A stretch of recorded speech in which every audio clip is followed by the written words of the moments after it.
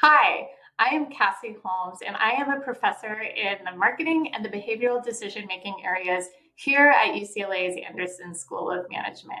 My research and my teaching focuses on the role of time in cultivating happiness and fulfillment in individuals' personal as well as professional lives. I started on this path when I was a faculty member at the Wharton School in Philadelphia. And there was one night that I was on the late night train home to my 4 month old and my husband having given a talk about my research at Columbia's Business School up in New York. And it was on the train that between career, family, trying to be healthy and exercise, trying to be a good friend, trying to be a good daughter, trying to be a good citizen, showing up for jury duty, that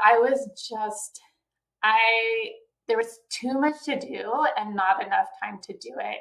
And this time poverty, I realized was the biggest challenge that I was facing with in sort of living out the best life that I could. And I am not unique nor special. This time poverty, this feeling of having too much to do and not enough time to do it, is pervasive, affecting individuals around the globe, men and women. And I, to that point in my career, had been already looking at what's the role of focusing on time versus on money as your critical resource in enjoying greater satisfaction in life from a marketing perspective and engaging your consumers with your brands from an organizational perspective in terms of engaging your employees with your organization. And I had already empirically identified the value of focusing on time, but here I was struggling with time as, again, my biggest challenge.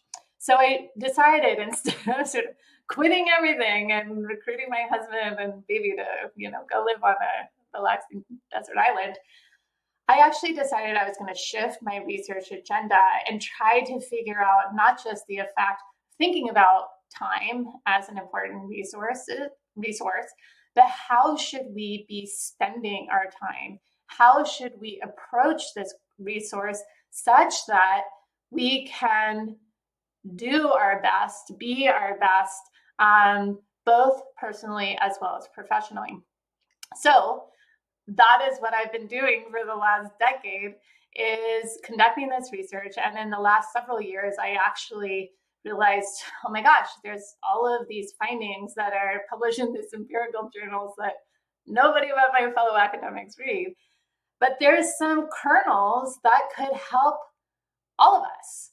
And so I decided that I would create a course that I teach for here at UCLA that is about how applying the science of happiness to life design such that students can become more aware of how they should be investing this critical resource of time to enjoy greater happiness in their day-to-day life, as well as feel more satisfied with their careers and their life overall. The thing that excites me most about the work that I do is seeing the impact, the positive impact on individuals, which then trickles out into how they engage in their organizations as leaders, and in society at large. First of all, research has shown that happiness isn't only something that we sort of pursue because we want to feel happy. It has really positive consequences, making us better in the workplace, increasing our creativity, our adaptive problem solving, making us better managers, better leaders, making us more motivated, better employees as better performers at work. Also helping us in our interpersonal relationships. Happy people like others more, they're liked by others more, they are more likely to go and help others out.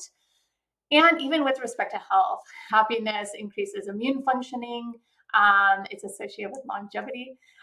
And so by relaying the empirical findings, the science of what contributes to greater happiness, I get so excited by thinking about and observing and seeing the impact by making my students more informed in their decisions that increase their happiness.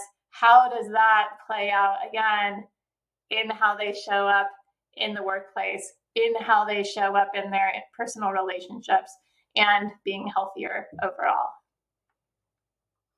I have seen students of mine apply what they have learned in some wonderful ways, spending their work hours more intentionally, such that they are spending in ways that are worthwhile and important, and not merely reacting into with respect to what feels urgent.